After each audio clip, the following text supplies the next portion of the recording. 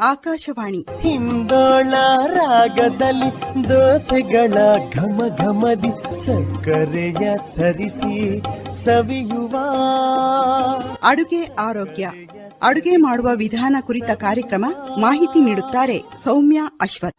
ಸಗ್ಗದಲ್ಲಿ ರುಚಿಯೊಂದೇ ಅಮೃತ.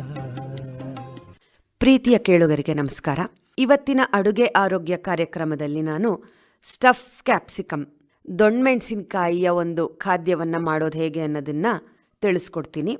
ತುಂಬ ಉಪಯೋಗಕರವಾದಂತಹ ತರಕಾರಿ ದೊಣ್ಣಮೆಣಸಿನಕಾಯಿ ಅಂತ ನಾವು ಕೇಳ್ಪಟ್ಟಿದ್ದೀವಿ. ಸ್ವತಃ ಆರೋಗ್ಯ ತಜ್ಞರೇ ಹೇಳಿರುವಂತೆ ಈ ದಪ್ಪ ಮೆಣಸಿನಕಾಯಿ ಅಥವಾ ದೊಣ್ಣಮೆಣಸಿನಕಾಯಿ ಈಗ ವಿವಿಧ ಬಣ್ಣಗಳಲ್ಲಿ ದೊರೆಯುತ್ತೆ. ಯಾವ ಬಣ್ಣದಲ್ಲಿ ನಾವು ತಗೊಂಡ್ರೂ ಅದರಲ್ಲಿ ಅಷ್ಟೇ ಪೌಷ್ಟಿಕಾಂಶಗಳಿದೆ ಅಂತ ಸಂಶೋಧನೆಗಳಿಂದ ರುಜುವಾತು ಮಾಡಿದ್ದಾರೆ.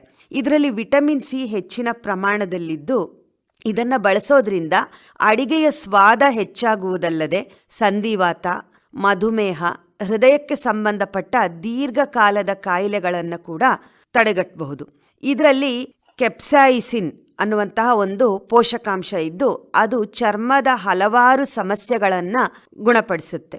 ಇದರಲ್ಲಿ ಕಬ್ಬಿಣಾಂಶ ಹೆಚ್ಚಾಗಿರೋದ್ರಿಂದ ಅನಿಮಿಯಾ ಯಾವುದೇ ಕಾರಣಕ್ಕೂ ಬರೋದಿಲ್ಲ ಅಂತ ತಜ್ಞರು ಹೇಳಿದ್ದಾರೆ.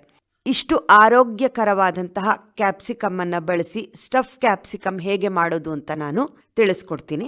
ಬೇಕಾಗಿರುವಂತಹ ಸಾಮಗ್ರಿಗಳು: ದೊಣ್ಣಮೆಣಸಿನಕಾಯಿ 5, ಕಡಲೆ ಅರ್ಧ ಕಪ್ಪು, ಜೀರಿಗೆ 1 ಚಮಚ, ರುಚಿಗೆ ತಕ್ಕಷ್ಟು ಉಪ್ಪು, ಚಿಟಿಕೆ ಅರಿಶಿಣ, ಹಸಿ ಖಾರದ ಪುಡಿ 1 ಚಮಚ, ಸ್ವಲ್ಪ ಕೊತ್ತಂಬರಿ ಸೊಪ್ಪು, 2 ಈರುಳ್ಳಿ, 2 ಟೇಬಲ್ ಸ್ಪೂನ್ನಷ್ಟು ಎಣ್ಣೆ.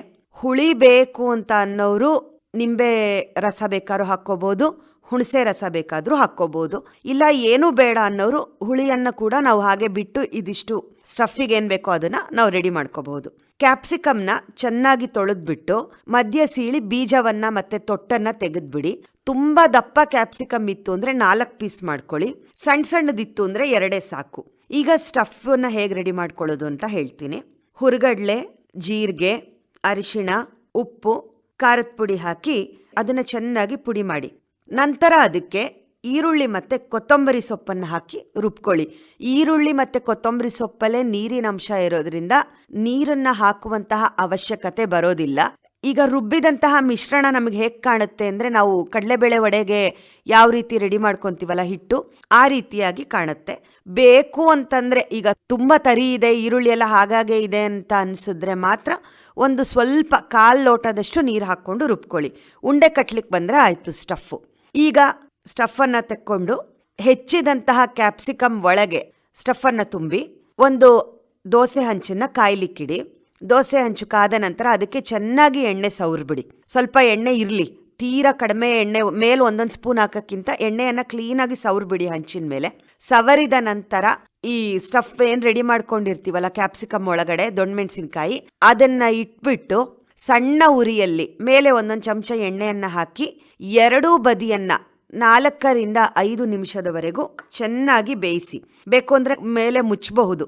ಸಣ್ಣುರಿ ಇಟ್ಬಿಟ್ಟು ಆ ದೋಸೆ ಹಂಚನ್ನು ಮುಚ್ಚಿ 2 ನಿಮಿಷ ಬಿಟ್ಟು ಮತ್ತೆ ತಿರುಗಿಸ್ ನೋಡಿ. ಈಗ ಒಂದು ಸೈಡು ಕಪ್ಪಾಗಿದೆ ಅಂತ ಅನ್ನಿಸ್ಬೋದು ನಿಮಗೆ. ಅದರದ್ದು ಏನು ಚರ್ಮದ ಥರ ಇರುತ್ತೆ ಕ್ಯಾಪ್ಸಿಕಮ್ಮಿಂದು, ಕಪ್ಪಾಗಿದೆ ಅಂತ. ಆದರೆ ಅದು ಯಾವುದೇ ಕಾರಣಕ್ಕೂ ಸೀದು ಹೋಗಿರಲ್ಲ. ನೋಡಲಿಕ್ಕೆ ಅದು ಒಂದು ಕಂದು ಬಣ್ಣ ಬಂದಿರುತ್ತೆ ಅಷ್ಟೇ. ರುಚಿ ಅಷ್ಟೇ ಚೆನ್ನಾಗಿರುತ್ತೆ. ಇದನ್ನು ಹಾಗೆ ಕೂಡ ನಾವು ತಿನ್ನಬಹುದು. ಇಲ್ಲ ಚಪಾತಿ ಅಥವಾ ರೊಟ್ಟಿ ಜೊತೆಗೆ, ಜೋಳದ ರೊಟ್ಟಿ ಜೊತೆಗೆ ತಿಂದರೆ ಬಹಳನೇ ರುಚಿಯನ್ನು ಕೊಡುತ್ತೆ.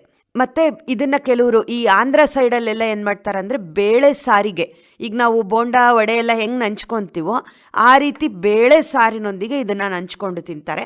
ಅದನ್ನು ಕೂಡ ನೀವು ಮನೆಯಲ್ಲಿ ಟ್ರೈ ಮಾಡಬಹುದು. ಸ್ಟಫ್ ಕ್ಯಾಪ್ಸಿಕಮ್ ಹೇಗಿತ್ತು ಅನ್ನೋದನ್ನು air.bdvt@gmail.comಗೆ ಮೇಲ್ ಮಾಡಿ ನಿಮ್ಮ ಅಭಿಪ್ರಾಯಗಳನ್ನ ತಿಳಿಸಿ. ಧನ್ಯವಾದಗಳು.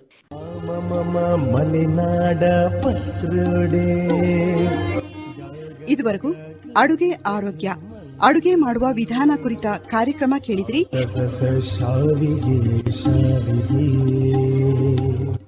ಮಾಹಿತಿ ನೀಡಿದವರು ಸೌಮ್ಯ ಅಶ್ವಥ್.